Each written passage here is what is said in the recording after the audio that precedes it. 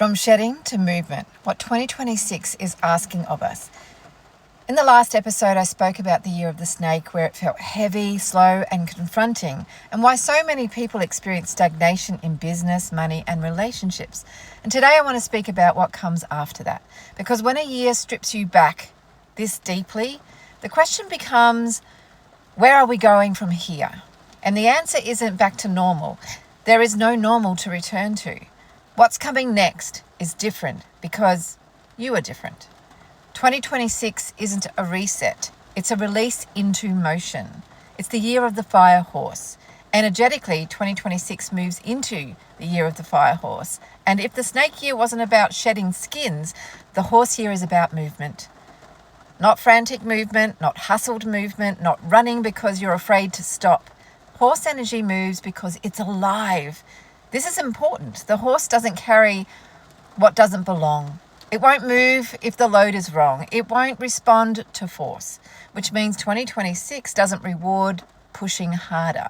It rewards alignment in motion. So why the snake had to come first? Before momentum can return, something has to be clarified. The snake year asked questions like, what am I doing out of obligation? Where am I performing instead of expressing? What am I carrying that usually or isn't actually mine? And what version of me has expired?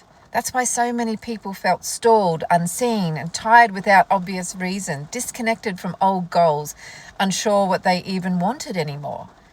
You weren't losing direction, you were just shedding false direction. And that's what makes 2026 possible. What the fire horse opens up in each one of us. It brings confidence, visibility, courage, momentum, and lived expression. And here's the key difference. Momentum returns after truth, not before it. So in 2026, we'll see growth, but not the kind that comes from proving.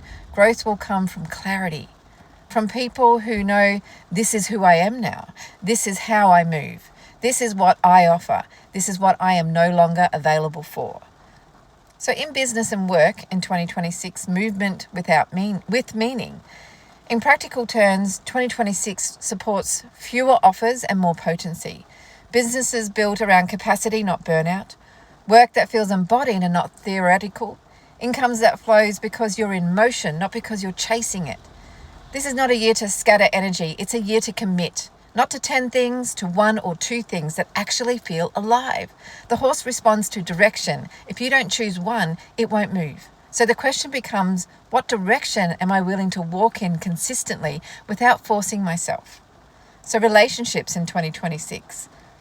Walking beside and not carrying. So relationally, 2026 is about companionship in motion. That means mutual respect, shared rhythm, honesty without over-explaining, freedom within connection. Relationships that survive the snake year are often stronger because they weren't built on roles. And relationships that ended, they often couldn't move at the pace that your truth now requires. So in the horse year, you don't drag people forward. You walk, and those aligned walk beside you. And what to do now to prepare for 2026? We're not meant to sprint into the new year. We're meant to prepare the body, the nervous system, and the direction. So here are 4 grounding questions to carry into the months ahead. Number 1, what am I no longer willing to carry into motion? Resentment slows everything. Number 2, where do I feel alive when I imagine moving forward? Not safe, but alive. Number 3, what does sustainable momentum look like for me? Not for Instagram, not for comparison. Number 4, what truth am I ready to live, not just understand? You don't need a full plan, you need a heading. This isn't about becoming someone new.